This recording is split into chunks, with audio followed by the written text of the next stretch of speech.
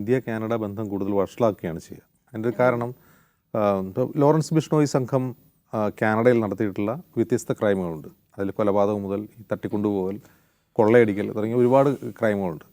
ഈ ക്രൈമുകളുള്ളപ്പോൾ തന്നെ അതൊരു ക്രൈം സിൻഡിക്കേറ്റാണ്, ഒരു ക്രിമിനൽ ഗ്യാങ് ആണ് എന്നേ കാനഡ അതിനെ കരുതിയിട്ടുള്ളൂ. ഇന്ത്യയിലും അവരെക്കുറിച്ചുള്ള ഒരു ധാരണ അതാണ്, ഒരു ക്രൈം ചെയ്യുന്ന ഒരു ക്രിമിനൽ ഗ്യാങ്. 100-300ഓളം സ്നൈപ്പേഴ്സുള്ള, ഷൂട്ടർമാരുള്ള ഒരു വലിയ ഗ്യാങ്. അപ്പോൾ ഈ ഗ്യാങ് ഇന്ത്യയിൽ മാത്രമല്ല പ്രവർത്തിക്കുന്നത്, അവർക്ക് കാനഡയിലും വേരുകളുണ്ട്. ഞങ്ങൾക്ക് കാനഡയിലും ബ്രാഞ്ചുണ്ട് എന്ന് പറയുന്ന പോലെ അവിടെയും അവർ പ്രവർത്തിക്കുന്നുണ്ട് എന്നെല്ലാവർക്കും അറിയാം. അവിടെ ഇവരുടെ ഗ്യാങ്ങിൽപ്പെട്ട ആളുകൾ അസാസിനേഷൻസ് ഒക്കെ നടത്തുന്നു. ഇപ്പോൾ ഹർജിത് സിംഗ് നിജ്ജർ എന്ന് പറയുന്ന ഒരു സിഖ് നേതാവ്, അയാൾ ഖലിസ്ഥാൻവാദിയാണ്. അയാളെ കൊലപ്പെടുത്തുന്നു. ആ കൊലപ്പെടുത്തിയതിന് പിന്നിൽ ഈ ബിഷ്ണോയ് ഗ്യാങ്ങിന് ബന്ധമുണ്ട് എന്ന് കാനഡയുടെ അന്വേഷണ ഏജൻസികൾ കണ്ടെത്തുന്നു. അപ്പോൾ അങ്ങനെ കണ്ടെത്തുന്നതിൻ്റെ അടിസ്ഥാനത്തിൽ ആണ് കാനഡ വളരെ ഗുരുതരമായൊരു ആരോപണം ഇന്ത്യക്കെതിരെ ഉന്നയിക്കുന്നത്. ഈ പറയുന്ന ബിഷ്ണോയ് ഗ്യാങ് ഉൾപ്പെടെയുള്ളവരെ ഇന്ത്യൻ ഏജൻസികൾ ഉപയോഗിച്ച് കാനഡയുടെ മണ്ണിൽ അവരുടെ പൗരന്മാരെ കൊല്ലുന്നു. അതാണ് കാനഡ ഉന്നയിച്ച ഒരു പ്രധാനപ്പെട്ട ആരോപണം. അപ്പോൾ ഇന്ത്യ ശക്തമായിട്ട് ആവശ്യപ്പെട്ടു, നിങ്ങളങ്ങനെ ഒരു ആരോപണം ഉന്നയിക്കുന്നില്ല, അതിന് തെളിവ് തരണം എന്ന് പറഞ്ഞു. അപ്പോൾ അന്ന് ജസ്റ്റിൻ ട്രൂഡോ ആണ് പ്രധാനമന്ത്രി. അദ്ദേഹം പറഞ്ഞു, അങ്ങനെ അതൊരു ഇൻ്റലിജൻസ് ഇൻപുട്ടാണ്, ഞങ്ങളുടെ മാത്രമല്ല, ഞങ്ങളുമായിട്ട് ഇൻ്റൽ ഷെയറിംഗ് ഉള്ള മറ്റ് രാജ്യങ്ങൾ കൂടി, അമേരിക്ക, ഓസ്ട്രേലിയ ഉൾപ്പെടെയുള്ള രാജ്യങ്ങൾ കൂടി തരുന്ന ഇൻപുട്ടാണ് എന്ന് പറഞ്ഞു. പക്ഷെ അവരതൊരു കോൺക്രീറ്റ് എവിഡൻസ് മുന്നോട്ട് വയ്ക്കാൻ തയ്യാറായില്ല. അതേ തുടർന്ന് പരസ്പരം ഡിപ്ലോമാറ്റുകളെ പുറത്താക്കുന്ന കാഴ്ച നമ്മൾ കണ്ടതാണ്. കാനഡ ഇന്ത്യ ബന്ധം വലിയ തോതിൽ ഉലഞ്ഞിരുന്നു ആരോപണത്തിൻ്റെ പേരിൽ. അപ്പോൾ അപ്പോഴും അതിനൊരു കൺക്ലൂസീവായ കാര്യം വന്നിട്ടില്ല. ഇത് ഇന്ത്യൻ ഏജൻസികൾ ഈ ബിഷ്ണോയ് ഗ്യാങ്ങിനെ ഉപയോഗിച്ചുകൊണ്ട് കാനഡയിൽ ആളുകളെ കൊല്ലുന്നുണ്ട് എന്ന ആരോപണത്തിൻ്റെ ഒരു തെളിവും ഇതുവരെയും കാനഡ മുന്നോട്ട് വെച്ചിട്ടില്ല. പക്ഷേ ആ ആരോപണം ഉന്നയിച്ചതിന് ശേഷം ജസ്റ്റിൻ ട്രൂഡോ മാറി, പുതിയ പ്രധാനമന്ത്രി വന്നു. ഇപ്പോൾ അവരതിനെ ഒരു ടെററിസ്റ്റ് ഗ്യാങ്ങായി ഡെസിഗ്നേറ്റ് ചെയ്യുന്നു. അതിൻ്റെ അർത്ഥം എന്താണെന്ന് വെച്ചാൽ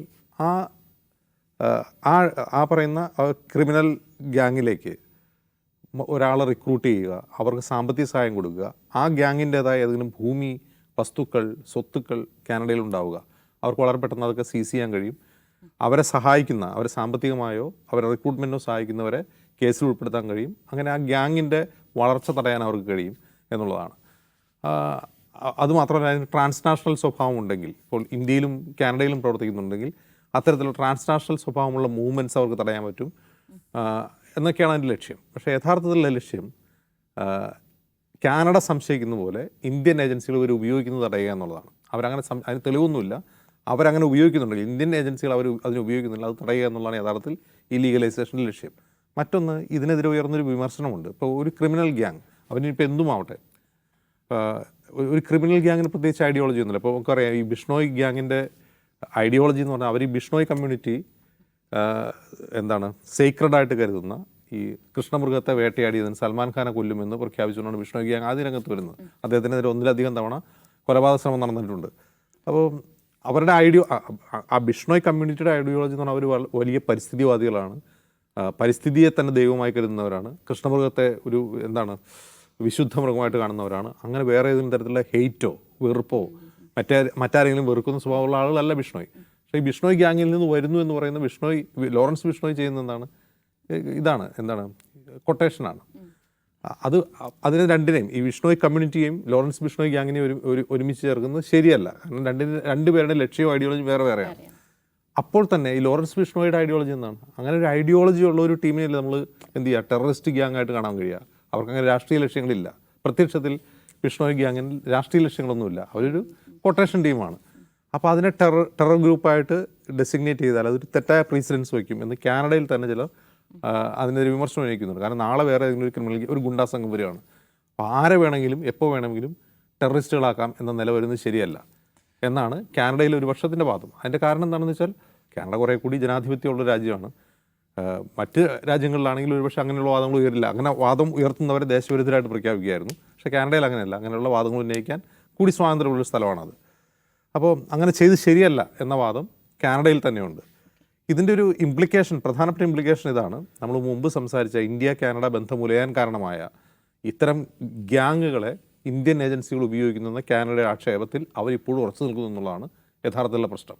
അതുകൊണ്ടാണ് അവർ ഈ ലീഗലൈസേഷൻ, ഈ ടെററിസ്റ്റ് ആയിട്ടുള്ള ഡെസിഗ്നേഷൻ നടത്തുന്നതെന്നാണ് നമ്മൾ മനസ്സിലാക്കേണ്ടത്. അങ്ങനെ ഉറച്ചു നിൽക്കുന്നുണ്ടെങ്കിൽ അത് ഇനിയും ഇന്ത്യ കാനഡ ബന്ധങ്ങളിൽ വിള്ളലുണ്ടാക്കാൻ സാധ്യതയുണ്ട്. അതിൻ്റെ കാരണം എന്താണെന്ന് വെച്ചാൽ, നമ്മൾ മുമ്പ് പറഞ്ഞ പോലെ ഈ ഖലിസ്ഥാനി എലമെൻറ്റ്സ് അവർ കാനഡയിൽ ഇപ്പോഴും ഉണ്ട്. ഈ ഖലിസ്ഥാൻ വാദം കാനഡയിൽ ഇപ്പോഴും സജീവമാണ്. അങ്ങനെ ഖലിസ്ഥാൻ വാദം കാനഡയിൽ ഉണ്ടായിരിക്കെ അത്തരത്തിലുള്ള ആളുകളെ, അവരിൽ ചിലർ ഇന്ത്യയിൽ ചില ക്രൈമുകളിൽ ഉൾപ്പെട്ടിട്ടുണ്ട്. ഇപ്പോൾ പഞ്ചാബ് പോലുള്ള സംസ്ഥാനങ്ങളിൽ അവർ ചില ക്രൈമുകളിൽ ഉൾപ്പെട്ടിട്ടുണ്ട്. അവരെ ഇന്ത്യയിലേക്ക് എക്സ്ട്രാഡിറ്റ് ചെയ്യണമെന്നുള്ള ഇന്ത്യയുടെ ആവശ്യമാണ്. അതിന് കാനഡ ഒരിക്കലും തയ്യാറാവില്ല. അപ്പോൾ ഈ ഫ്രിക്ഷൻ കുറേ കൂടി രൂക്ഷമായി തുടരാനേ ഇപ്പോഴത്തെ ഇത് വഴിവെക്കുള്ളൂ. അല്ലാതെ ഇതെങ്ങനെയാണ് ഇതിൻ്റെ ഉപയോഗം എന്താണ്, അങ്ങനെ ഇവരെ ടെററിസ്റ്റുകളാകുന്നതിൻ്റെ ഉപയോഗം എന്താണെന്ന് ചോദിച്ചാൽ, ഇപ്പോൾ ലോറൻസ് ബിഷ്ണോയ് ഇപ്പോൾ എത്രയോ വർഷമായിട്ട് സബർമതി ജയിലിലാണ്. ഈ സബർമതി ജയിലിൽ ഇരിക്കുന്ന ലോറൻസ് ബിഷ്ണോയാണ് കാനഡയിൽ ഈ കൊലപാതകങ്ങൾ പ്ലാൻ ചെയ്ത് നടപ്പാക്കുന്നത്. അതെങ്ങനെ സാധിക്കുന്നു എന്നുള്ള ക്വസ്റ്റ്യൻ കൂടി ഇവിടെ ആരും ചോദിക്കാതെ മുഴങ്ങുന്നുണ്ട്. ഇന്ത്യൻ ജയിലിൽ കിടക്കുന്ന ലോറൻസ് ബിഷ്ണോയ് എങ്ങനെയാണ് കാനഡയിൽ ഇത്തരം കാര്യങ്ങൾ ഓപ്പറേറ്റ് ചെയ്യുന്നത്? അതിനെ ആരാണ് സഹായിക്കുന്നത്? അയാൾക്ക് ഈ വിവരങ്ങൾ എവിടെ നിന്നാണ് ലഭിക്കുന്നത്? അയാളുടെ കമ്മ്യൂണിക്കേഷൻ എങ്ങനെയാണ് ജയിലിൽ കിടന്നുകൊണ്ട് സാധ്യമാവുന്നത് എന്ന ചില ചോദിക്കാത്ത ചോദ്യങ്ങളും കാനഡയുടെ നടപടി ഉയർത്തുന്നുണ്ട്.